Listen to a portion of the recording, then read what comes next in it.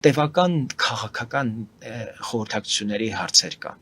Որտեղ հասկանալի է, որ հիմա ռուսների հետ ավելի դժվար կլինի խոսել, քան դա հնարավոր էր անել օրինակ մի տարի առաջ, երբ շատ հեշտությամբ իրենք Զվարթնոցից էլ դուրս եկան, սահմանային անցակետից էլ դուրս եկան։ Եվ այստեղ իհարկե նյարդերի պայքար է լինելու եւ կարծում եմ, որ ոչ միայն մենք պիտի խոսենք ռուսների հետ։ Ռուսների հետ պիտի խոսեն նաեւ ամերիկացիները։ Իդեպ ասեմ, որ օգոստոսի 8-ի խոսակցության փակ խոսակցության մի դրվագ վերաբերում էր նրան, որ ռուս-ուկրաինական հակամարտության կարգավորման այս փաթեթի մեջ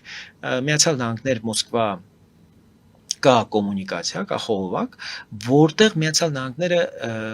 հնարավոր է համարում, որ կարող է ռուսների հետ հասնել համաձայնության եւ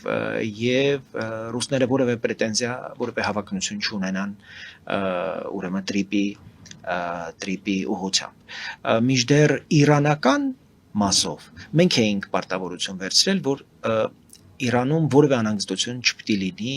եւ մենք պիտի հավաստիացնենք Իրանի մեր գործընկերներին, որ իրենց շահերը որևէ կերպ չեն անտեսվելու եւ չեն ոտնահարվելու։ Հակառակը այս նախագծերից եւ տեխնոլոգիական, եւ էներգետիկ, եւ կոմունիկացիոն ճանապարհների ապաշրջափակման վերաբերող այս բոլոր պայմանավորվածություններից Հայաստանը անգամներով ավելացնում է իր անվտանգության մակարդակը։